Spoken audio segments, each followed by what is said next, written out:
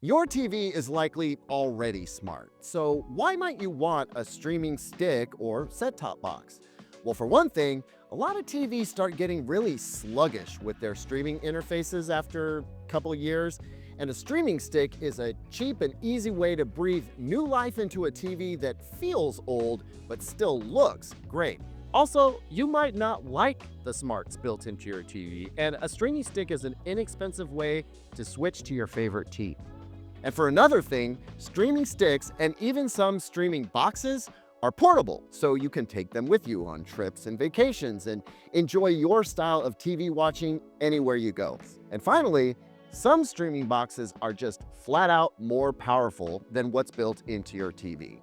So which one should you get? Let me help you out with that.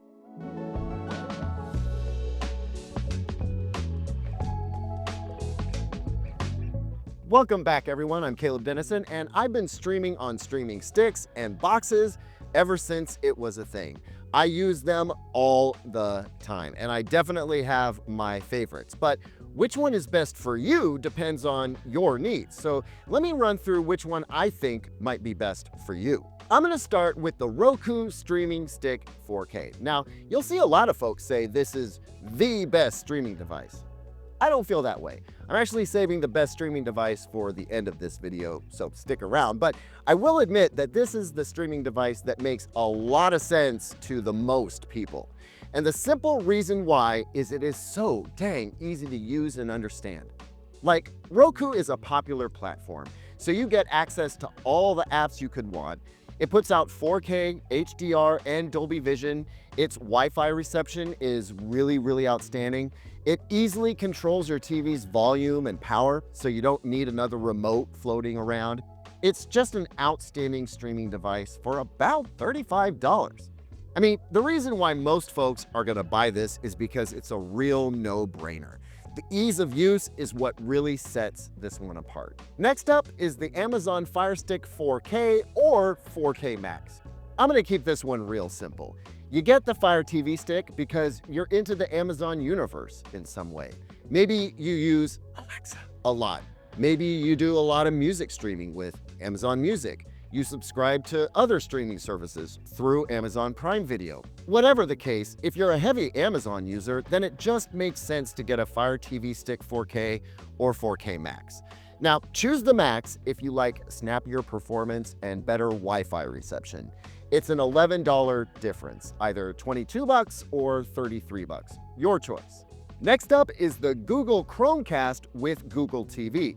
Now, I've seen a lot of other lists remove the Chromecast in favor of the new Google TV streamer box, and I think that's a mistake. The Chromecast is still a great streaming dongle, and in that word is half of why I still like it. It's a dongle that plugs directly into your TV, no HDMI cable required. Between that and its size, it's also more portable. I'm also, admittedly, a fan of the Google TV interface. All things told, it's my favorite smart TV platform.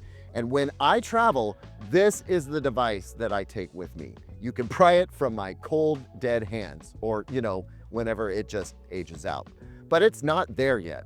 For $50, this will be good for a few more years. Okay, so that does it for the streaming sticks and dongles. Now let's pivot to streaming boxes.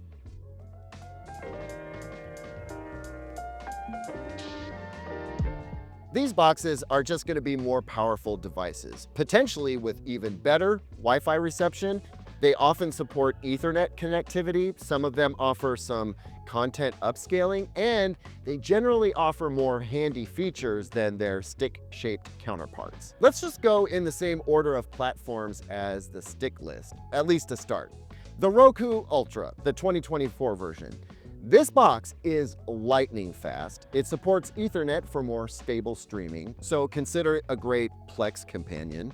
The remote is backlit, that's a big one for me, and it's USB-C rechargeable now, which, finally.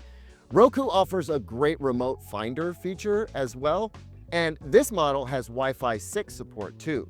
This box is $100, but if you're into the ease of use that Roku offers and you're something of a power user, this is Roku's best piece of hardware yet, and I highly recommend it. Next up is a bit of a niche device, but what it does like no other device on this list, and that would be the Amazon Fire TV Cube, the 3rd generation. It's part Alexa speaker and part streamer.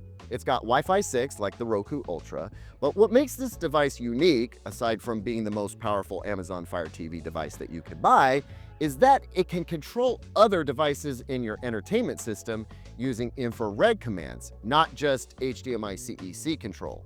Like I said, niche, but neat. I had to include it. Next up is the Google TV streamer that I mentioned before. Also $100, also very powerful, also with Ethernet, also with Bluetooth for headset and audio streaming purposes. What really sets this box apart from the others is its support for Matter and Thread, meaning it's a legit smart home control center. And that's honestly why I'm gonna get one for myself, even though my favorite streaming box is actually coming up next. I'm glad the Google TV streamer exists. I just wish it was positioned as a big brother to the Chromecast as opposed to a successor.